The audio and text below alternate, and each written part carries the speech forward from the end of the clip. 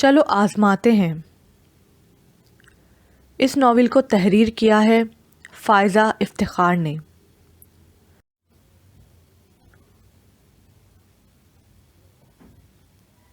حیرانی تو مجھے اس کے ہر انداز پر ہو رہی تھی۔ میں نے اس کے بارے میں جو اندازے لگائے تھے وہ سراسر غلط ثابت ہو رہے تھے۔ میرا خیال تھا کہ وہ بہت دبکی ہوئی سہمی ہوئی سی لڑکی ہوگی، بالکل ودیہ کی طرح۔ ایک تو بیچاری کی ٹانگ میں نقص، دوسرا چہرے پر برس کے داغ، ہوگی کوئی احساس کمتری کی ماری سڑیل سی آدم بیزار شخصیت۔ کہانیوں میں یہی پڑھتے آئے ہیں، فلموں اور ڈراموں میں یہی دیکھتے آئے ہیں کہ ذرا جو کسی لڑکی میں تھوڑی کمی ہو وہ ایسے ہی کونوں خدروں میں چھپ کر آنسو بہاتی رہتی ہے، لوگوں سے کتراتی رہتی ہے۔ خود ہمارے اپنے گھر میں ودیہ کی مثال سامنے تھی۔ اس میں خدا نخواستہ ایسی کوئی کمی یا نقص نہیں تھا جو الوینا میں تھا۔ بس اس کی بدقسمتی یہ تھی کہ وہ ولید اور ہانیہ کے بعد پیدا ہوئی تھی اور ان سے زیادہ یا ان کے برابر خوبصورتی لے کر نہیں آئی تھی۔ اور یہاں میرے سارے اندازے غلط ثابت ہو رہے تھے۔ اس نے جدید انداز کا سلا آف وائٹ اور ریڈ سوٹ زیب تن کیا ہوا تھا اور میچنگ کا پورا دھیان رکھتے ہوئے ٹاپس، چیئر رنگز، بریسلیٹس اور رسٹ واچ بھی پہن رکھے تھے۔ ہاٹ ریڈ لپسٹک کے علاوہ چہرے پر میک اپ کے کوئی آثار نہیں تھے، مگر اس شوخ چمکتے رنگ نے ساری کمی پوری کر رکھی تھی۔ اسٹرکنگ کیے ہوئے بال سامنے سے کلپ لگا کر قید تھے اور پیچھے شانوں پر پھیلے خوشبوئیں بکھیر رہے تھے۔ برس کے سفید نشانات سے بھرے ہاتھوں پر سرخ کیوٹکس سجی تھی۔ ناخن دلکش تراش والے تھے۔ میں نے 2-3 بار بظاہر سرسری سی نگاہ ڈال کر سارا جائزہ لے لیا تھا، مگر ودیہ ہونک بنی دیدے پھاڑ پھاڑ کر اسے دیکھتی جا رہی تھی۔ تمہیں کیا میں بہت اچھی لگی ہوں جو نظروں ہی نظروں میں مجھے دل میں اتار رہی ہو؟ اللہ رے خوش فہمی، الوینا نے اس کی محویت دیکھتے ہوئے مسکراتے ہوئے کہا تو میں بڑبڑا کر رہ گئی۔ ودیہ کی بوکھلاہٹ قابل دید تھی۔ اس کا بس نہ چل رہا تھا کہ ٹیب کے نیچے منہ چھپا لے۔ ویسے آپس کی بات ہے، مجھے بھی تم بہت اچھی لگی ہو، اس نے اس کی جانب جھکتے ہوئے ہاتھ دباتے ہوئے کہا۔ بہت انوسینٹ، بہت کیوٹ اور بہت جانو۔ ودیہ کے لیے اتنی ڈوز کافی تھی۔ اس کا چہرہ سرخ ہو گیا۔ میں نے ناشتے میں بری طرح مگن سنی کو پل بھر کے لیے نظریں اٹھا کے اس کی جانب دیکھتے ہوئے پایا۔ یہاں دن اتنے برے نہیں گزر رہے تھے جتنا سوچ کر میں ڈر رہی تھی۔ پھپھو کا حلیہ ضرور بیگمات والا تھا۔ ڈائی کیے ہوئے بالوں کا جوڑا بنائے رکھنا، نفیس ساڑیاں یا ہلکے رنگوں کی شلوار قمیص پہنے رکھنا، کانوں میں ہیرے کے ٹاپس، گلے میں دبئی کی نامور جولرز کے ڈیزائن کردہ موٹی موٹی زنجیریں۔ مگر ان کے گھر کا ماحول خاصا امیوں والا تھا۔ اپنی اسی نقص سے حلیے کے ساتھ وہ کچن میں بچوں کی خواہشات پوری کرتی پائی جاتی تھی۔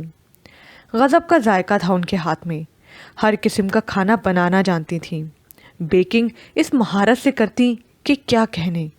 گھر کے باقی کاموں کے لیے 1 کل وقتی اور 2 جز وقتی ملازمائیں بھی تھیں، لیکن چونکہ وہ اپنا ہر کام اپنی نگرانی میں کروانا پسند کرتی تھیں، اس لیے گھر کا نظام ابتری کا شکار نہیں تھا، جیسا کہ اکثر نوکروں کے رحم و کرم پر چلنے والے گھروں کا حال ہوا کرتا ہے۔ گھر اور کچن ان کا اوڑھنا بچھونا نہیں تھا۔ بے حد سوشل بھی تھی، دن میں 1-2 بار تو ضرور کہیں نہ کہیں دورے پر نکلتی۔ الوینا شاید سچ کہہ رہی تھی، اسے واقعی جی بھر کے فراغت میسر آئی تھی اور وہ سارا وقت ہمارے سروں پر سوار ہو کر گزارنا چاہتی تھی۔ میری عادت ہے کہ پہلی بار جس کے بارے میں رائے قائم کر لوں اس سے بڑی مشکل سے دستبردار ہوتی ہوں۔ الوینا کے بارے میں اگرچہ میرے سارے اندازے اور غلط فہمیاں غلط ثابت ہوئی تھیں، اس کے باوجود اس کی دوستی ودیہ کے ساتھ چند ہی دنوں میں حیران کن حد تک بڑھ گئی تھی۔ ہاں بھائی، تمہیں کیا ضرورت ہے ایسے مصنوعی سہاروں کی؟ نہیں محتاج زیور کا جسے خوبی خدا نے دی، یہی کہا کرتے ہیں نا؟ وہ اتنے آرام دل سے میرا طنزیہ لہجہ پی کر اب میری تعریف کر رہی تھی کہ مجھے اپنی تنگ دلی پہ افسوس ہوا۔ اب میں اپنے کہے فکروں پہ شرمندگی محسوس کرنے لگی۔ نہیں، میرا مطلب تھا کہ میں گھر پر بھی کر لیا کرتی ہوں سب کچھ۔ آج کل ان سب کی ضرورت کسے نہیں ہوتی۔ بسوں ویگنوں کے دھکے کھاتے ہوئے یونیورسٹی جانا، گرد و غبار، دھواں، یہ سب اسکن کو برباد کر کے رکھ دیتے ہیں۔ مگر مجھے فیشل کرنا اچھی طرح آتا ہے۔ میں ہفتے 10 دن بعد وقت نکال کر خود کر لیتی ہوں، اور میرا خیال ہے فی الحال مجھے اس کی ضرورت نہیں، تم جاؤ۔ اس بار میں نے سچ اگلا۔ واقعی میری دوپہریں گاجر کا جوس نکالتے، انڈے اور شہد کا ماسک بناتے اور اپٹن رگڑتے گزرتی تھیں۔ اٹھو، تم تو ساتھ چلو۔ تم نے بیڑا غرق کر کے رکھا ہوا ہے اپنی اسکن کا، اور یہ بال، اف، کبھی تمہیں خیال نہیں آیا انہیں سدھارنے کا؟ وہ اس کی چویا سی چٹیا اٹھا کے ڈپٹ رہی تھی، اور ودیا، کوئی اور ایسا کہتا تو اس کے آنسو ٹپ ٹپ گرنے لگ جاتے۔ وہ بالوں کے نہ بڑھنے پھولنے کے مسئلے کو بھی زندگی موت کا غم بنا کے سینے سے لگانے والی مخلوق تھی، مگر الوینا کے کہنے پہ وہ صرف شرمندہ ہو رہی تھی، جیسے یہ بھی اس کا قصور ہو۔ ان دونوں کے نکلنے کے بعد میں ٹہلتی ہوئی کچن کی طرف آئی۔ پھپھو میکرونیز، ابلی ہوئی چکن، مختلف قسم کی باریک کٹی سبزیاں اور کئی ایسی رنگ برنگ کی شیشے کی بوتلیں سامنے لیے ایپرن باندھنے کی تیاری کر رہی تھیں، جن میں کچھ اجنبی ذائقوں والے مسالہ جات تھے۔ ارے، تم نہیں گئی الوینا کے ساتھ؟ میرا دل نہیں چاہ رہا تھا۔ میں اپنے لیے چائے کا پانی رکھنے لگی۔ آپ پئیں گی پھپھو؟ نہیں بھائی، ناشتے میں لیا 1 کپ ہی کافی ہے۔ ہاں، اگر زحمت نہ ہو تو سنی کے لیے بھی بنا لینا، وہ باہر لان میں ہوگا۔ میں نے خاموشی سے پانی بڑھا دیا۔ آج میں لنچ میں اٹالین فوڈ بنا رہی ہوں، آؤ تمہیں بھی سکھاتی ہوں۔ مجھے اٹالین فوڈ نہ تو کھانے کا تجربہ تھا، نہ ہی یہ امید تھی کہ میں اسے پسند بھی کروں گی۔ البتہ نت نئے کھانے بنانے کا شوق ضرور تھا۔ ابھی بھی پھپھو کی آفر پہ میں مچل گئی، مگر امی کی تاکید یاد آ گئی۔ وہاں جا کے زیادہ کچن میں مت گھسی رہنا، کوئی ضرورت نہیں زیادہ ہاتھ پیر ہلانے کی۔ بڑی امیر کبیر بیگم ہیں تمہاری پھپھی، ملازم، چوکیدار، خانسامہ سب ہیں، تم ہرگز کوئی سلیقہ مت دکھانا۔ ارے لوگ تو تیار بیٹھے ہوتے ہیں کہ ایسی کوئی احمق ملے اور وہ اپنے کام اس کے سر پر ڈالیں۔ تم کوئی خود رہنے جا رہی ہو، اصرار کے ساتھ بلوایا گیا ہے، مہمان بن کے جا رہی ہو، بس مہمان بن کے رہنا۔ کیا کروں گی سیکھ کے؟ گھر میں کوئی چائنیز تک تو کھانا پسند نہیں کرتا، اٹالین کون کھائے گا؟ میں نے عدم دلچسپی دکھائی اور 2 کپ چائے ٹرے میں رکھ کے لان میں نکل آئی۔ موسم خاصا خوشگوار ہو رہا تھا، میرا دل چاہ رہا تھا باہر بیٹھ کے چائے پینے کو۔ حالانکہ امی نے اس بات کی بھی تاکید کی تھی کہ جہاں سنی پایا جائے وہاں میں کنی کترا کے گزر جاؤں۔ یہ باہر سے آئے لونڈے، امیر باپ کی اولاد، توبہ توبہ، ان کی آنکھ میں نہ شرم ہوتی ہے نہ رشتوں کا لحاظ۔ ماموں چچا کی بیٹی کو بہن سمجھنے کی غلطی یہ نہیں کرتے۔ وہ فرنگیوں میں پڑنے والا آدھا فرنگی ضرور تم سے بے تکلف ہونے کی کوشش کرے گا، باہر لے جانے کی دعوتیں دے گا۔ مروت سے کام لینے کی ضرورت نہیں، منہ پہ تھوک دینا اس کے۔ ارسا کو بھی پتہ چلے میں نے بچیوں کی کیسی تربیت کی ہے۔ لیکن سنی کے منہ پہ تھوکنے کی نوبت نہ تو ان 6 دنوں میں آئی تھی، نہ ہی اگلے 6 سالوں میں اس کا امکان تھا۔ اسے اپنی ہیوی بائک کے مقابلے میں شاید کچھ جچتا ہی نہ تھا۔ میں نے چائے کا کپ اس کے آگے رکھا، تب بھی اس نے نظر اٹھا کے یہ دیکھنے کی زحمت گوارا نہ کی کہ لانے والا کون ہے۔ وہ پوری طرح سے اس واہیات ویلز والی دیو ہیکل بائک کو چمکانے میں مگن تھا۔ اس کے بے حد سرخ و سفید چہرے پہ بچوں کی سی محویت تھی، ماتھے پہ گرے گرے بال ہلکی ہلکی دھوپ میں چمک رہے تھے۔ میں نے اس کا دھیان بٹانا چاہا۔ چائے کے ساتھ کچھ لیں گے آپ؟ مجھے امید تھی کہ اب تو وہ نظر اٹھا کے مخاطب کرنے والی کو ضرور دیکھے گا، مگر اس نے نفی میں سر ہلا دیا، وہی بائک پر جھکا ہوا سر۔ میں کلس کے رہ گئی۔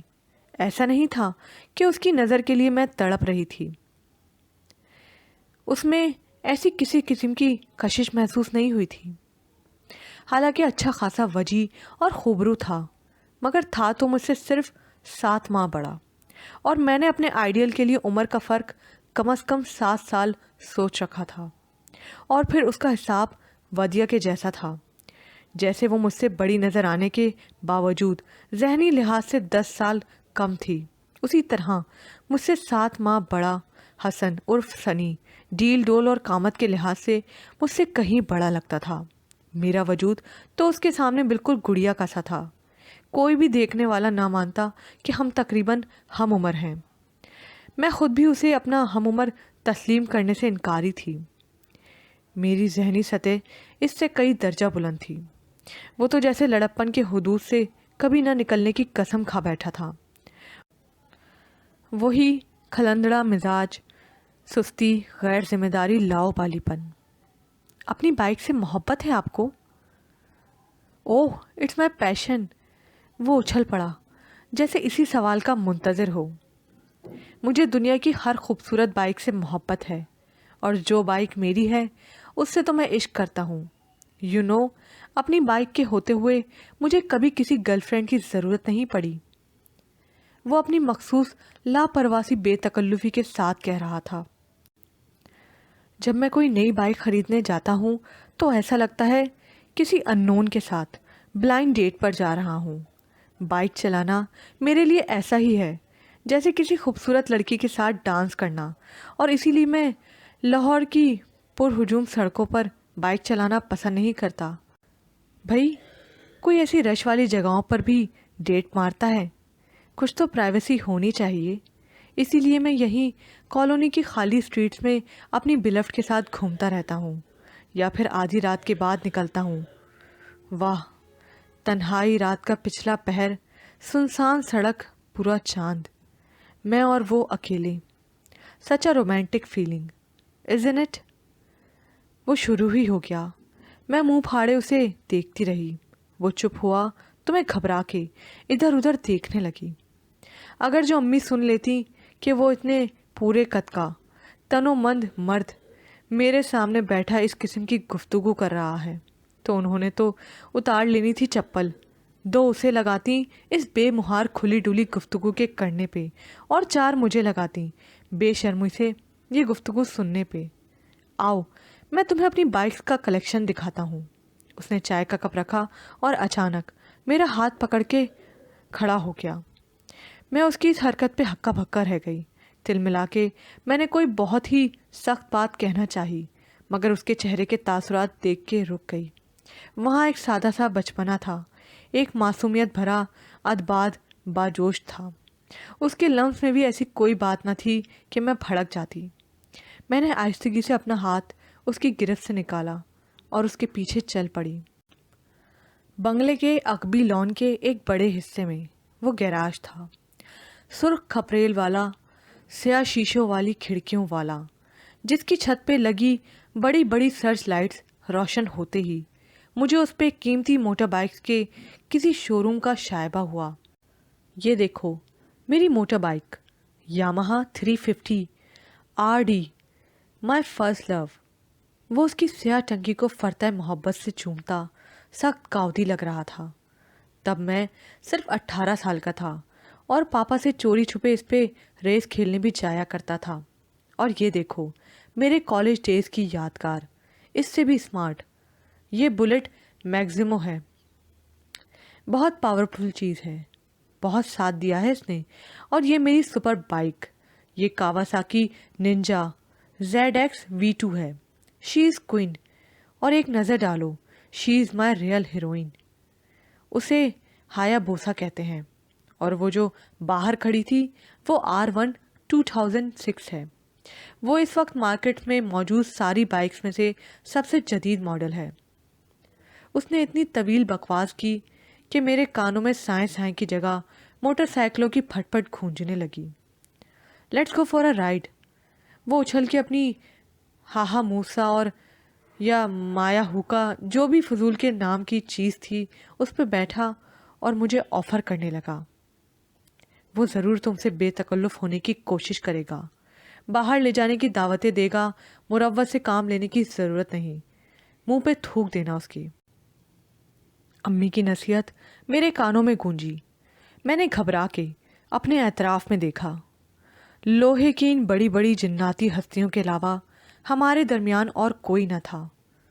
مجھے اپنی بے وقوفی پہ تاؤ آ گیا کہ کس طرح میں منہ اٹھا کے اس کے ساتھ گھر کے پچھلے کونے میں بنی اس سنسان اور ویران جگہ پہ آ گئی۔ چلو پھر بھاگو یہاں سے، کیونکہ میرا تو راؤنڈ کا موڈ ہو رہا ہے۔ مجھے اپنا گراج لاک کرنا ہے۔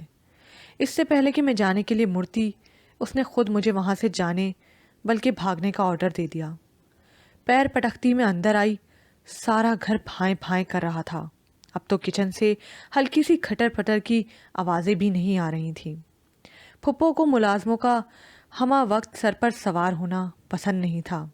صفائی، کپڑوں اور برتنوں کی دھلائی کے لیے الگ الگ ماسیاں آتی تھیں، مگر ان کے آنے کے اوقات مقرر تھے۔ دوپہر سے پہلے پہلے پھپھو سب کام اپنی نگرانی میں کروا کے انہیں فارغ کرتی۔ ایک اماں جی سارا دن یہیں رہتی، اس وقت وہ بھی نظر نہیں آ رہی تھی۔ جب ہم پہلے 2 دن کے لیے رہنے آتے تھے تب مہمانوں کی موجودگی اور کام کے زیادہ ہونے کی وجہ سے شاید پھپھو نے گھر میں ملازمین بھر چھوڑے تھے، اور امی کو اسی بات سے رشک و حسد محسوس ہوا تھا۔ کرنے کو اور کچھ نہ تھا تو میں نے فون اسٹینڈ کی جانب آئی اور ماموں کے گھر کا نمبر گھما ڈالا۔ ہائے ہادیہ، تم؟ شمائلہ نے خوشی سے نعرہ بلند کیا۔ یقیناً سارا گھر اس کی آواز سن کے اکٹھا ہو گیا ہوگا مجھ سے بات کرنے۔ تم تو وہاں جا کے ہمیں بھول ہی گئیں، لگتا ہی نہیں کہ ہمارے شہر میں ہی رہ رہی ہو، اتنی بے مروتی۔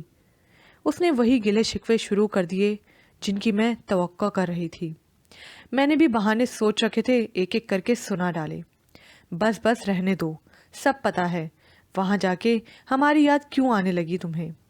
اتنا بڑا گھر، نوکر چاکر، گاڑیاں، خوب عیش اور سیر تفریح ہو رہی ہوگی۔ تمہارا وہ کزن بھی تو آ گیا ہے نا پاکستان، کیسا ہے وہ؟ ہاں بس ٹھیک ہے۔ بس ٹھیک؟ بھائی لندن سے آیا ہے؟ وہ ایسے کہنے لگی جیسے لندن سے آنے والے بس ٹھیک کے علاوہ اور سب کچھ ہو سکتے ہیں، بس ٹھیک ہی نہیں ہو سکتے۔ تو لندن سے آ کر اس کے سینگ تو نہیں نکل آئے؟ دیکھنے میں کیسا ہے؟ تمہاری پھوپھی تو گزارا ہی ہے، وہ پھوپھا پہ ہے، خاصا ہینڈسم ہے۔ سچ؟ پھر تو تمہارے ڈبل عیش۔ اس معاملے میں اس کی ذہنیت ہمیشہ سے ایسی تھی، مگر مجھے جانتے بوجھتے بھی غصہ آ گیا۔ بکواس مت کرو، میں کیا یہاں عیش کرنے آئی ہوں؟ سخت بور ہو رہی ہوں۔ میری تو مرضی ہی نہیں تھی، نہ امی رضامند تھی، یہ تو ابو نے زبردستی۔ ماموں کہاں ہیں؟ میری بات کرواؤ، اگر وہ لینے آ جائیں تو شاید پھپھو انکار نہ کریں۔ ابو کی طبیعت ٹھیک نہیں، 2 دن سے اسٹور پہ بھی نہیں گئے، آرام کر رہے تھے، شاید سو گئے ہوں۔ اچھا، اور شہیر؟ میں نے جھجکتے ہوئے اس کا نام لیا۔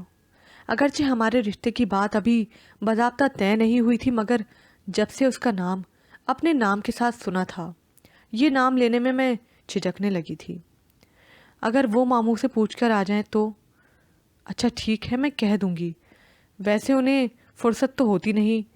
ابھی امی بیچاری بھی سدرا کے ساتھ رکشے میں ڈاکٹر کے پاس گئی ہیں۔ ارے ممانی بھی بیمار ہیں؟ امی کی طبیعت ٹھیک کب ہوتی ہے، کبھی کچھ کبھی کچھ۔